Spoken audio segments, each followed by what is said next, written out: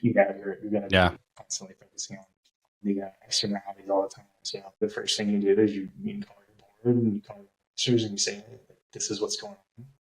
I've dealt with this before. And I think you'll be shocked to learn that you're no, happens all the time.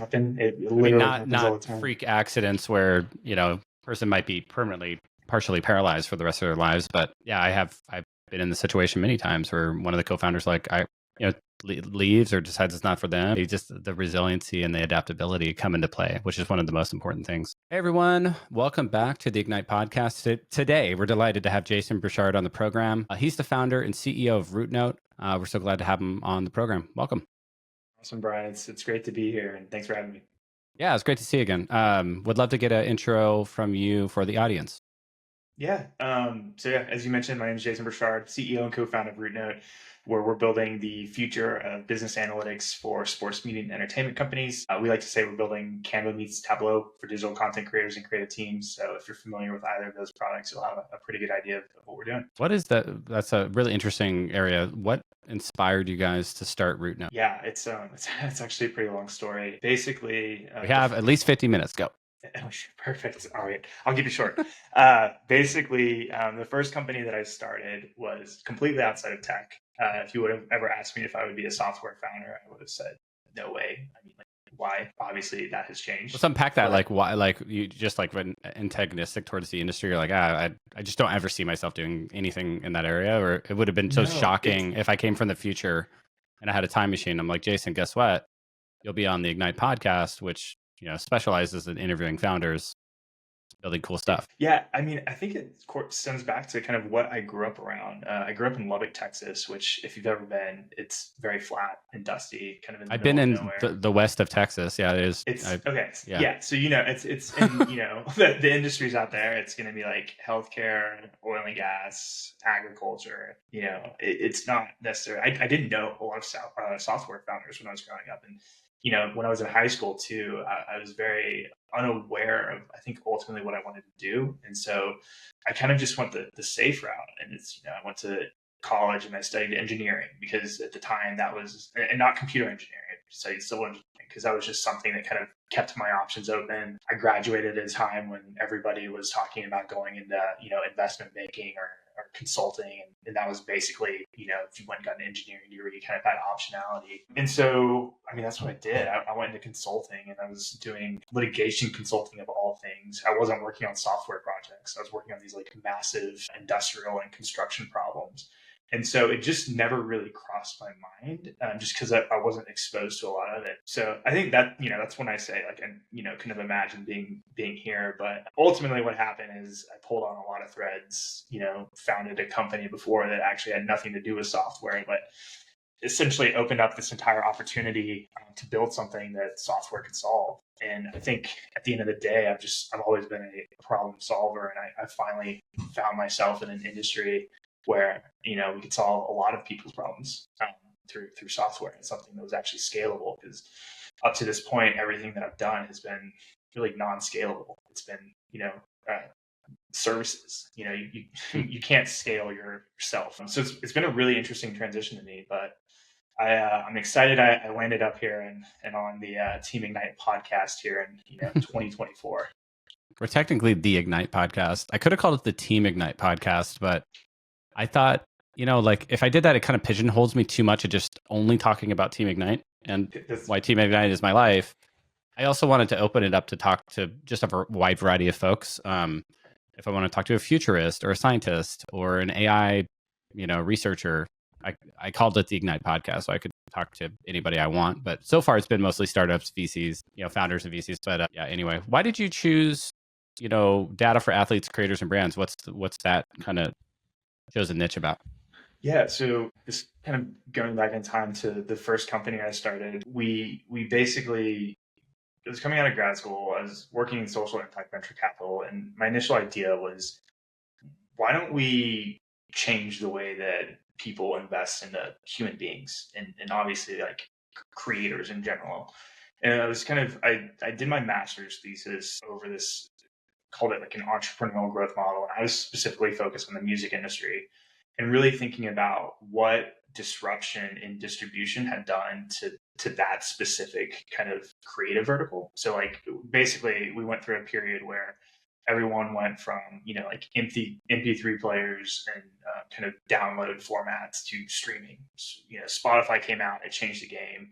It really changed accessibility, and we saw this whole new economy emerging around like all of these different athletes and musicians and creators who were building these really kind of complex businesses around these platforms, and they're basically building brands around themselves and then monetizing in multiple formats. So they had intellectual property that they created and controlled. They had e-commerce platforms where they could actually go out and sell products. They had a live component of their business, selling tickets to events. And it was just really fascinating. And I was looking at basically how these businesses were being funded, and it was this really old kind of antiquated like debt-based model where it's like you basically like sell your rights and get a licensing deal back to you. And I mean, there's been a ton of work around like traditional label deals and publishing deals and 360 deals, but I was kind of looking at this at a time when this was relatively new. Even like invoice factoring and merchant cash advances weren't that common. And so, long story short, we built this equity-based investment model for funding content creators like with startups. And the whole idea was like, okay, let's set up a holding company, multiple subsidiaries that basically own different business units, and let's invest into these people. Let's support them and whatever they may do. And because the thing about creators is that this year you've got a podcast, next year maybe that evolves, maybe eventually you productize, and there's a whole line of Ignite merchandise, and you just can keep growing and growing and growing. I just got, it's funny you mention all this because I just got back from the All In Summit, which, started as a podcast, and now this is like this big brand with a big conference brand. And shout out to my besties. Yeah, there we go. It's like, who knows? Like maybe they're going to pull a Mr. Beast and launch a fast food chain. Like you never know, right? Oh, they had tequila at the conference. Yeah, there you go. Yeah, so they're like it's like $1,200 a bottle of tequila that they're only allowing fans of the podcast to buy, pretty much. I mean, I don't think I could probably share a link with it, people, but they're kind of giving people that were at the summit the first. But it's $1,200, right? 7,500 bottles. That's it's almost $10 million. So all I ask is that when you launch your alcohol brand or whatever it is you decide to do, you give me a shot at buying it. But I might just call it Brian's Bourbon. Right, there we go. Because you can go to a product studio, right, and you can craft Brian's Bourbon, and you can do a micro batch, and you can sell it to 1,000 people if you want. This is a bigger trend that's I think happening in our society at large. Is as AI and robotics do more and more of the work for us, we're just like creating stuff for each other. And the barriers to creation are dropping precipitously. I've been meeting lots of startups this week for one of the famous accelerators. I won't name names. You probably know who they are. But a lot, like some of these startups are, they're basically just enabling this powerful creative tools for creators to make novel experiences for people. Yeah, and I think what's really interesting too is what I'm seeing is that it transcends beyond even like the content creation into just brands and advertising in general, where I think we're seeing a shift in general in how people kind of market to others. And we're looking at, creators as our trusted source of truth. It's like, who am I going to, listen to or what is going to make me or influence my decision in buying, Brian's Bourbon? Well, it's like probably somebody who I respect, follow, or whatever, whether it's on TikTok, YouTube, Instagram, who is, somebody I look to for advice. And so it's really interesting because I think it's now to the point where there's a shift in the way that traditional CPG and larger companies are actually marketing, and they're looking at these kind of individual creators as part of that funnel. So traditionally, when creating, it has been kind of like something that you do for yourself, and maybe like there are a few kind of career paths.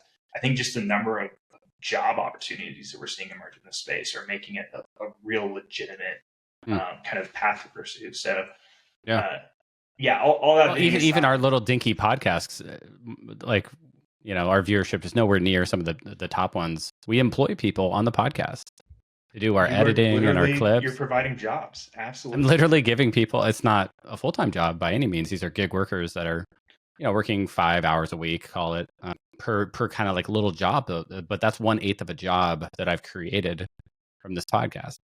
Exactly. And the beauty of that work is that it's work that can be done remotely from anywhere. And those people you're employing can choose to live where they want to live. They can choose to do what they want to do in their free time. They can work on a lot of different, their full time becomes working on 7 other podcasts. So it's really, really interesting. Being a VC is kind of like this. It's like basically gig work. I meet a bunch of founders and a bunch of LPs. I raise money and I wire money, and I kind of get to choose who I work with, right? And what projects I get to work on. And then, every month for some number of hours, I work on each startup in the portfolio, basically. Yeah. And this is a portion of that work, technically, right? Absolutely. We invest in a founder, and then we bring them on the podcast to talk about their startup, which is another hour of my time, and that's time invested. Yeah, it's weird. I never thought of it. Like maybe being a VC is just being a creator. It's a way of doing it, right? It is. And to be honest with you, we're starting to talk with VC funds right now who are interested in tracking data across their partners and their founders because of content. You build your brand leveraging content. How do you establish your reputation? Like, obviously, like Twitter VC was a thing and is a thing, but there's going to be the next thing. And it's, continuing to evolve your thought leadership, around startups or whatever it might be. And content is the best way to do that. So let's talk a little bit more about, for the audience, what the problem solution area here is. Yeah. So the problem is that content creators in general are platform businesses. They're building these complex businesses on the tops of a lot of different service providers where they don't actually own the product, right? Like if you're a content creator of this podcast, you're going to distribute it through a hosting platform. It's going to go to a lot of different podcasting places. It's going to go to Spotify and Apple and et cetera, et cetera. Right. You've got an email list, right? You're probably running it on like MailChimp or HubSpot or whoever it might be. You've got some type of system to capture first-party data on your audience. We just talked about merchandise. So maybe you've got a Shopify store. You've got some type of e-commerce solution that's effectively helping you kind of monetize what you're doing. And then you're building a brand. You're building this audience. I'm not doing the email list thing. So I have my Substack, which does collect emails, but you have to kind of go purposely follow that. And it's like summaries and articles I write and summaries of the podcast. But should I be natively capturing emails somewhere in front of the pod? Yeah, and I mean, like Substack is a great place to start because you can export that, and that can basically be the catalyst for the email list. But yeah, I mean, it's great because like the thing about it is like you can't control where people want to consume content, and some people may love reading your info on Substack, but at the same time, you're probably going to want to start doing some thought leadership on LinkedIn, if you're not already. And it's one of those things. Nonstop. It's nonstop. You have to be everywhere, all at once, short form, long form. And that's the challenge, right? So you create this original body of work. You got all these channels and platforms, and now the data complexity, even for a single creator, not to mention an agency that maybe manages dozens, if not hundreds of creators. And that's kind of where you guys are selling into, right? Yes. So you've got these platform businesses, they're creating a ton of data. You have to understand what's working. You have to be able to share that data. So you as that content creator, like let's say you're getting ready to go pitch your next sponsor. I wish there was a logo on that coffee mug when you were taking a drink because we would have done like a plug right then for the sponsorship. Right? I should get an Ignite mug, right? And just kind of be like casually drinking from my Ignite mug. Exactly. And then have like a little merch store. I haven't done that yet. I guess I should have a Team Ignite like merch store. Yeah. You absolutely should. And, I love that. And so you're whether you're looking at data for internal decision making purposes, trying to understand whether your TikTok is growing right now, or your Instagram, or really what type of content's helping you grow. You have to understand that as a creator, but then you also have to be able to share that data with partners, sponsors, teammates, so that you can collectively kind of go out and keep building the brand. And the reality is this information lives all over the place. It's a multi-party industry, so you'd mentioned like you've got an editor. Right. That editor is employed by you, but they're not necessarily part of, Team Ignite Ventures. Right. Maybe they are, just saying, using that as an example. But you get, a marketing team, you get a bunch of third parties, all who need access to this information. It's behind data walls. It's really hard to get. So So some platforms have like team member things where you can give them access, some don't, and it's like how much do I want my passwords floating around? And let me unpack a branding question for you because you seem to be an expert in the space. When I started my podcast, I chose to just call it the Ignite Podcast for reasons I said. But did I water down my brand between Team Ignite and Ignite, or is the Ignite connection with the flame enough of a brand connection? No, I think it's enough of a connection, and Mm. I think it's less about the naming convention and more about just like how you're kind of like representing that brand and the content in general. So, Yeah. like the Ignite podcast, it's great. I don't think it needs to be the Team Ignite. I think there's a very clear parallel. We just started, we call it hashtag trending by Rootnote, weekly newsletter that we're doing on Rootnote to help kind of show what our product can do. So, Nice. you've got that component in there, and I think that's what matters. And obviously, because you're the face of both of those organizations, I think it'll be pretty. They're kind of synonymous, right? Yeah. Yeah, Because yeah, Jason Calacanis is kind of my idol and who I looked up to in this space, and obviously he had This Week in Startups forever, and then Launch, right, which is his fund and Accelerator and all that. But yeah, he has lots of like little things, and then now he has the All In podcast too. So. And I mean, like, what's great using Jason as an example is, you can, and what we're seeing in general with creators is once you get big enough and you built that audience, then you start launching multiple products, multiple brands. We have clients who the creator has multiple properties that they kind of oversee that cover different topics, different components. And that's a very viable option too.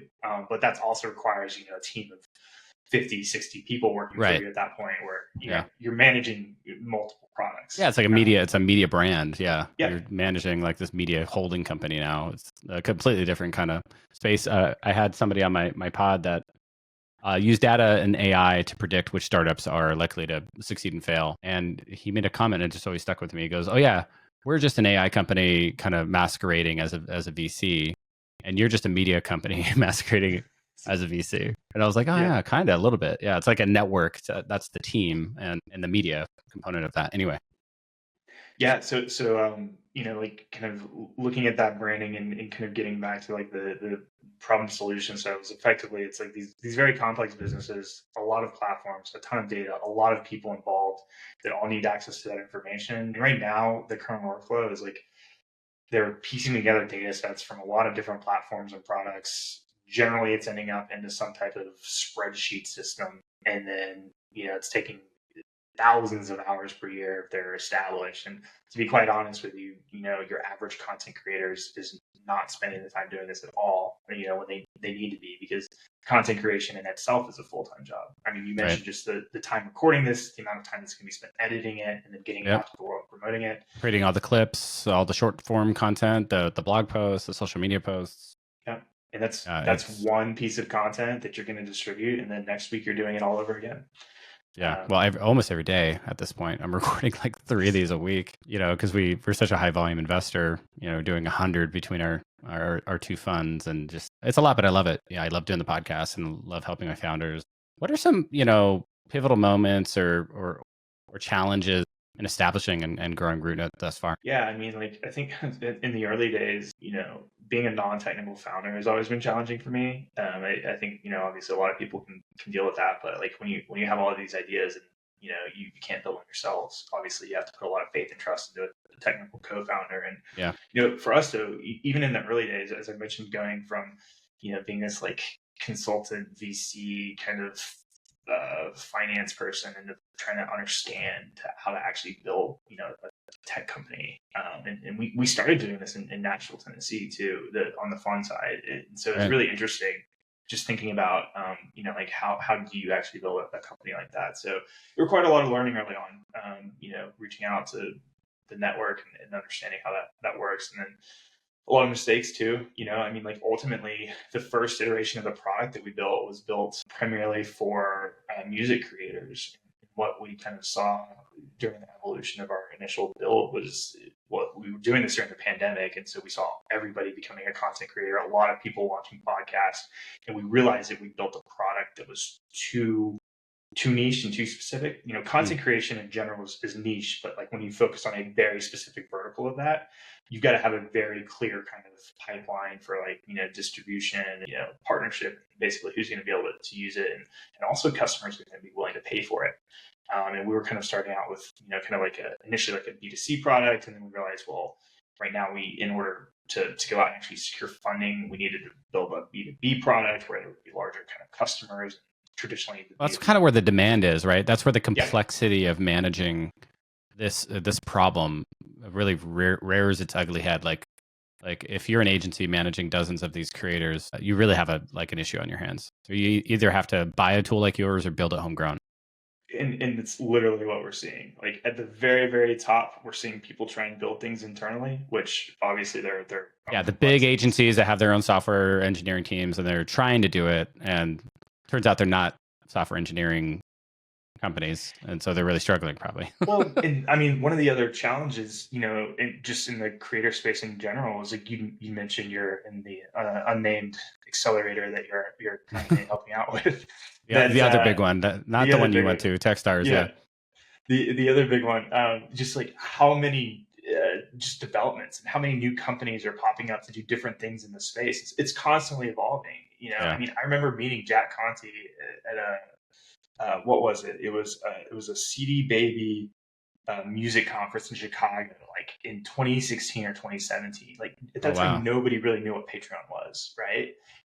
They were kind of getting their start. And it was really, really interesting kind of just seeing the evolution of that. And then the number of new companies that have spun off to help creators, monetize their audiences in different ways through subscriptions and, better e-commerce solutions. And so in short, the industry, as long as content creation has been around, it's still relatively new, I think, from a commercial standpoint, or at least from a tech standpoint. So it's evolving so quickly that in order to keep on top of it, you basically have to be living in it. And so, it presents an interesting challenge because in order to be living in the technology side of it, you actually have to be in it every day. And, if you are a larger agency trying to build solutions, it's like you can never really keep up with the innovation that's going on. So yeah, I mean, I'd say those were kind of some of the challenges early on, and then like typically like with any startups, you got to find kind of those first big customers, and for us, we were really lucky that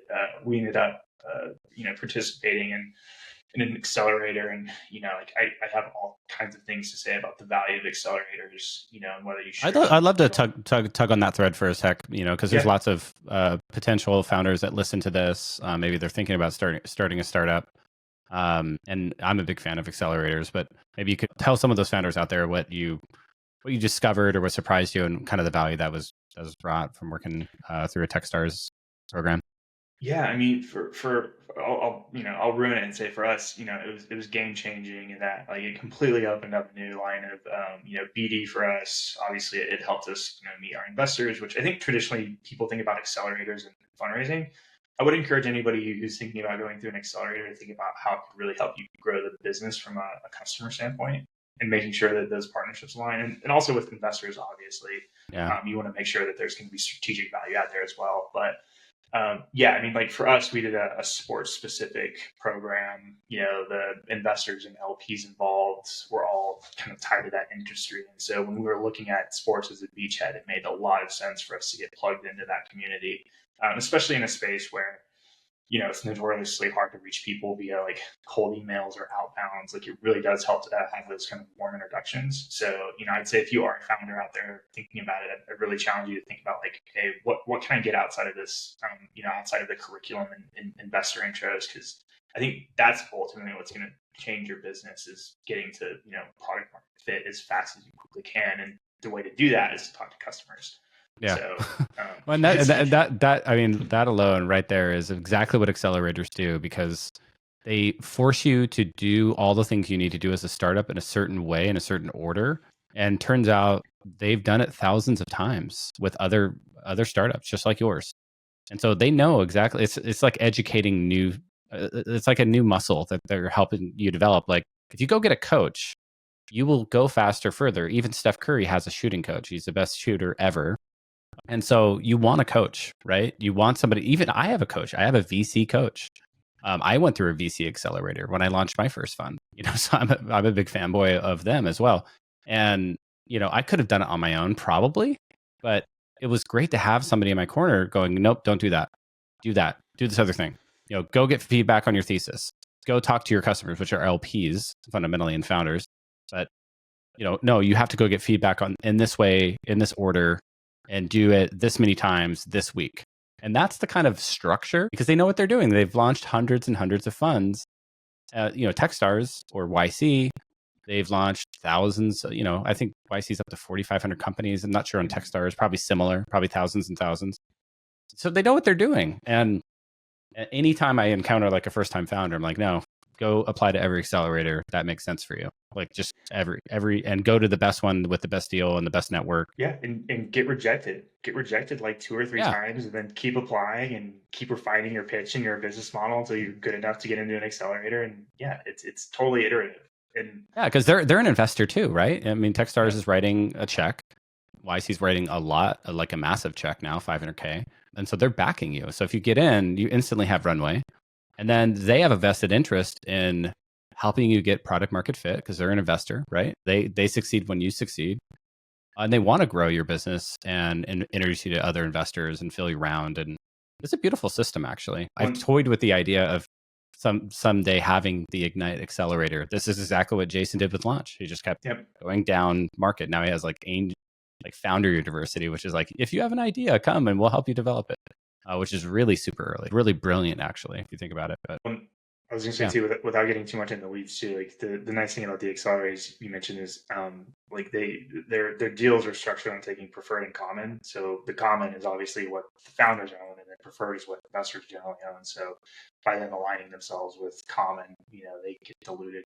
I didn't know that they take some common with you. Oh yeah, absolutely. I mean, and so it kind of, everyone, they like to pitch themselves as a co-founder in your business. It's literally like equity aligned with what. Yeah, it's like almost like an advisor. Like advisor takes common with the founders, right? Yeah, exactly. That makes a lot of sense. I like that, actually, because now they're not just trying to advise you on maximizing preferred share return. They're looking out for your best interest as a founder. Back to the entertainment industry, creator economy, like what are some of the trends that you're excited about? What have you observed, and where do you see the future of it? Yeah, well, I mean, one, we kind of hit on this earlier too. It's just like accessibility. I mean, anybody now with a phone can become a creator instantaneously, right? Just the ability for people to do this. I was joking early on before we started recording. I'm wearing these, like kind of like my analog, the old Apple headphones, yeah. But because we're using this recording on Riverside, which Riverside should sponsor. Yeah, but seriously, like it's a super easy way to facilitate this. You're going to distribute this through YouTube. It's free. So obviously to put this through YouTube, podcast hosting companies, a lot of them have a free kind of entry level, and then you can kind of pay to continue. So it's yeah, we did ours on Spotify. That's where we hosted ours. I looked at which historically was Anchor, a startup that sold to Spotify, and I actually started on Podbean paying, and then I realized like Spotify has such reach and it's free. I'll just go there, and they do video natively as well. And so I started from the beginning as a video podcast, just so I could make clips on YouTube and stuff like that. Yeah, so Spotify worked for me. Anyway. No, and I mean, it's a great point. It's like, so, it's like, okay, you can basically create for free and you can distribute for free. So, why not do it? Or at least try. And so I think, one of those trends is, obviously we've seen the ability for everybody to do it. And the other trend that we're seeing is that everybody is doing it. Like there are all types of new creators who have emerged, whether they're, chefs live streaming on Twitch now, which traditionally was reserved for gamers. And I know you're a gamer, Brian. And so it's just like, you've got kind of people stepping out of their like comfort areas and doing new things, and really using it as a distribution channel. And a Twitch streamer. Bonus points to any audience member can find me on Twitch, but yeah. There we go. That's the what do they call it? That's the Easter egg, right? If you can find Brian on Twitch. Yeah, someday, come find me on Twitch and pitch your startup. There you go. If anybody's listening and you're a true fan and a real grindy entrepreneur, you'll find me on Twitch and be like, hey, can I pitch your startup while you're playing Escape from Tarkov? Like, okay, you've done your homework. Like this guy has done his homework, Absolutely. And I mean, like that's, it's like Brian is everywhere. We haven't even talked about Twitch, and you're on Twitch, and it's one of those things where, so distribution is free. Everyone can do it. Everybody is doing it. What's really interesting that I think we're seeing right now is that it's trickling more into kind of mainstream business. So like a lot of consumer product companies, they're distributing through content. They're going viral through influencers, and they're leveraging other content creators to help kind of grow their brands and businesses. And I'm sure you've seen this a lot too, but like we see like startups, building these massive followings before they even launch product.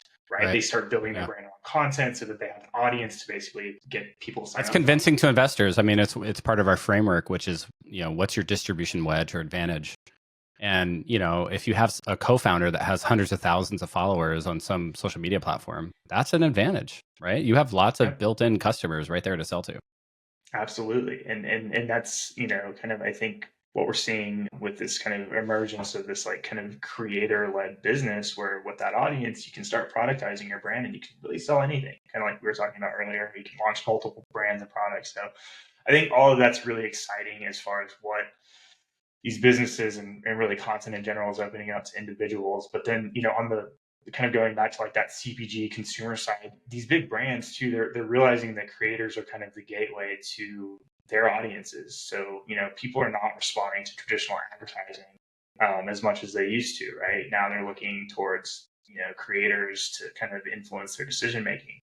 So, as we continue to see this space evolve, just systems change in advertising and marketing, I think we're going to see a lot more micro and nano influencers being impactful in a lot of these campaigns. So it used to be like, hey, we want, like Will Smith, or we want, LeBron to be the face of this product. And like that works for like really, really big things. But if you're just trying to sell consumers, like it's going to be the ones who are following, that, like VC expert or whatever it might be.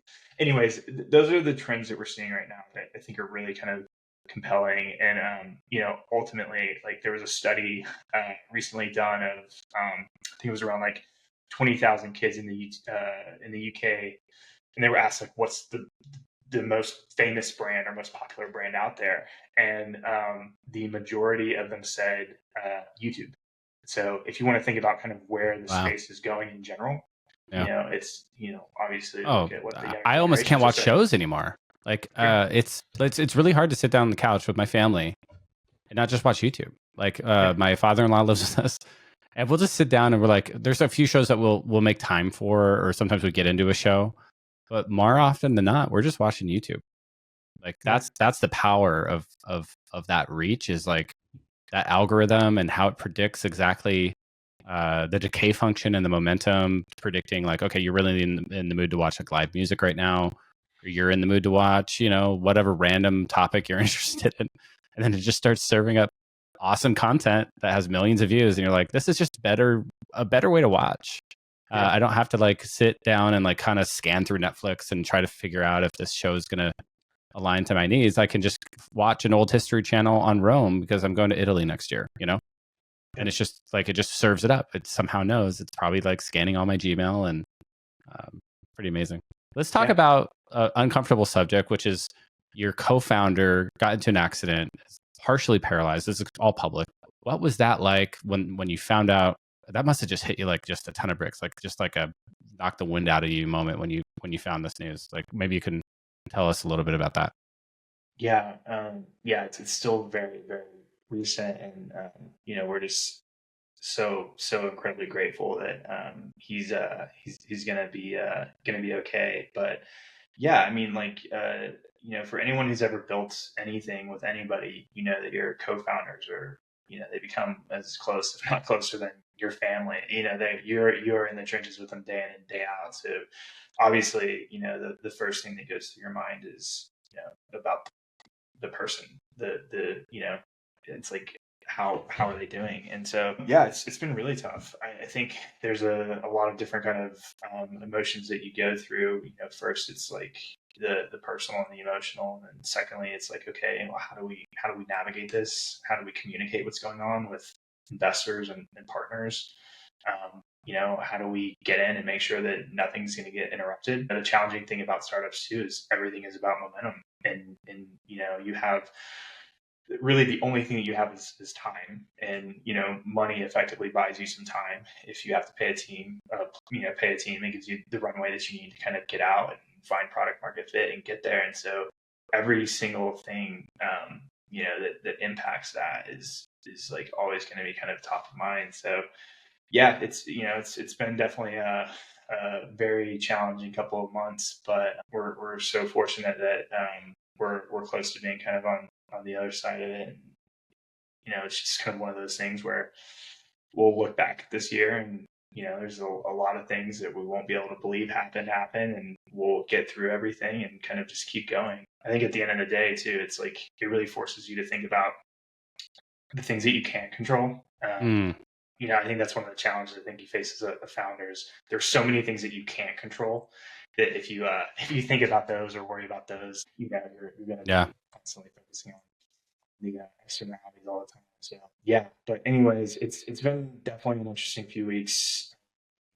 As far as kind of how you handle that as a founder, it's like the first thing you do is you call your board and you call your investors and you say, this is what's going on. I've dealt with this before, and I think you'll be shocked to learn that happens all the time. I mean, not freak accidents where person might be partially paralyzed for the rest of their lives, but yeah, I've been in the situation many times where one of the co-founders leaves or decides it's not for them, or never like this particular case, but yeah, the resiliency and the adaptability come into play, which is one of the most important things. Yeah, and I think what you have to remember is to raise money. The reason you present is because it takes a village, as they say. And so a team. When you need to, it takes a team. A team, yeah. It takes a team. It's a little plug for Team Ignite. That's funny. It does. Yeah, you want as many. This is what I tell founders when they're raising their first round: is like, don't maximize for the check size. Like that's the wrong way to do it, especially in the pre-seed or maybe even seed. You want to maximize for the network and how they can help and investor founder market fit there. You don't like in a lot of ways it's almost like negative to come in and have somebody come in and write you a $5 million check right out of the gate. I mean, it's because it's a huge negative. I think you want to raise as little as you have to until you from as many as you can. From as many as you can, yeah. That's basically, yeah. Which it's also a little bit contrary when people say like raise as much as you can, which like I think to some extent like both are true in a weird sense. Yeah. Where like it is you do want to have the time, right? You need the time, you need the runway, but at the same time, you raise that $5 million and you're not figuring it out. It's going to be a lot harder to raise that next tranche of capital too. I think it's about balance, and yes. I think having a great group of early investors and as many as you can, and even getting back to technology, it's like syndicates, like all of the tech that's made it a lot easier. So you don't have to have 100 individuals on your cap table. Right. You can have one syndicate, and you can run it through AngelList or whatever platform you decide to. We find it. Ooh, AngelList. Sorry, AngelList. What I use Sidecar now. AngelList will cross market to my LPs, so I'd bring them LPs, and they'd be like, "Hey, how about all these other funds that we have?" I'm like, "Oh, come on, man." So, Sidecar now. If you're looking to sponsor a podcast, look at the Ignite podcast. Yeah, exactly. I don't think AngelList will ever sponsor my podcast. We kind of broke up, but I think my syndicate just got too big for them, and I think AngelList actually, frankly, is a great way to get started because they have an LP base. They lend a little air of credibility to your syndicate because you're on AngelList, and they do vet the deals, and they kind of make sure they do some KYC AML checks on the founders and make sure you're not doing stupid stuff with stupid terms. And but once you get big enough and know what you're doing, just like Jason Calacanis, like I'm out of here, and he did that like 10 years ago. So yeah. And I actually had many GPs tell me like, oh, if I could do it all over, I wouldn't even go on AngelList. So anyway, what's the future of Rootnote? Like looking out like 10 years, like what do you see for you guys?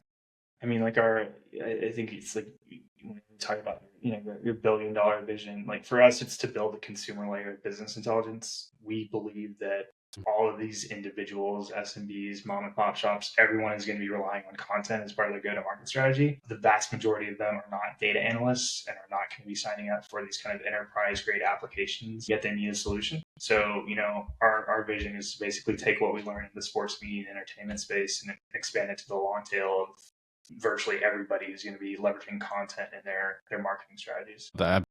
Beautifully put. Very succinct. Good one. So we only have a few minutes left, but let's do a quick rapid fire. So I will not ask all these questions, but I'm going to ask some of my favorites. What's the best piece of advice you ever received? Just don't stop. That's it. Just don't stop. Like, the only full thing stop, that don't guarantees failure stop. is to stop. Yeah, full stop, don't stop. I love that. Yeah. Don't stop now. Yeah, there's probably stop in many songs. Who's your favorite creator? Oh, yeah, that's a good question. I'm not going to answer that. I'm going to use it as a plug to say my brother and co-founder, Jeremy, who creates some great content for Rootnote. So if you haven't checked out any of our content yet, definitely do that. I love that. What's your hidden talent? Ooh, that's a really good question. I wish it was something like super unique. I'll say like one thing that I guess is not well known about me. I am 0-1 as an amateur boxer. I've actually got my fighting card. Yeah.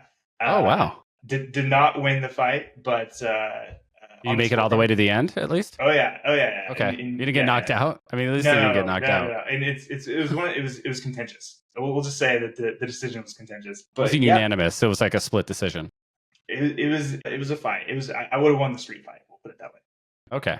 So yeah, technically the boxer was better than you, but in a street situation. Yeah. That's crazy. Yeah, I'd say that's a little known thing about me. Oof, wow. And that's brave. That shows like a lot of like, toughness, I think. Getting into the ring and like throwing punches with somebody is no joke. There's nothing like it. I've done some crazy stuff, and it's up there. That's up there, yeah. I'd say like jujitsu, like going to do a Brazilian jiu-jitsu class and just getting your arm barred, or like that's another one. By someone just let go of me. What's the last song you listened to? So I'm married to a song, and the last song I listened to was a few minutes before we started this conversation. She's in the middle of some new unreleased material. So what's her artist name? Does she have like an artist name or? So she does. It's Anna Renee Music. She does a lot of stuff for like sync and TV, so she'll do like sessions for TV. Oh wow! Movies and shows and all that stuff. That's amazing. And last question: if you could have dinner with one historical figure, who would it be? That's a great question. Could be present day too. I mean, like I think just like, not to get political, but thinking about the current thing, I think it'd be really, really interesting to have dinner with of the country, whether it's like Washington, whoever. I don't really care who. Just someone's like, what did you envision for the future of the United States? What would you have done differently? Like, just have them watch what's going on for the last like couple election cycles. Like, what would you have done differently here? There's so many things that people are basically interpreting on their behalf. It would be really interesting to get their perspective. So. I bet we could do that by, is it John Adams who wrote the Federalist Papers, or is that Jefferson? I forget, but they were both Adams, I believe, but they're I think Jefferson was involved. That'd be a good question for ChatGPT. Is like, okay, now imagine you're the founding fathers, right? Like, there's 12 major ones. I think there's always like 12. There's always a dozen of elders or whatever. Jesus and his disciples or whatever. So like, hey, imagine you're the founding fathers, and you're looking at what's happening in politics now, 250 years onward. Each of you comment and debate like what you would have changed in the Constitution and in the Bill of Rights and the constitutional amendment sense. How do we fix this? How do we fix this polarity and divisiveness that we have? That would be a great. Maybe I'll write that with ChatGPT, like an article on it. But yeah, and then at Coachella, instead of having like Tupac or Prince perform, we could just have one of the founding fathers get up there and hologram kind of explain their vision. Yeah, just explain what's going on. Yeah. Exactly. And here's how we'd fix it. Yeah. Well, this has been a great conversation. I could have obviously done this a lot longer. Where can listeners, especially creators or agency representatives of creators, find out more about you and Rootnote? Yeah, just head on over to www.rootnote.co, so .co. You can check us out. We're actually doing a free trial right now, so anyone who wants to jump in and test out the product, we'd love to show you how we can help you consolidate all your social content and commerce data across your entire roster of owned and operated media properties, talent, athletes, etc. Amazing. Thanks so much for coming on, Jason. Thanks, Brian, for having me.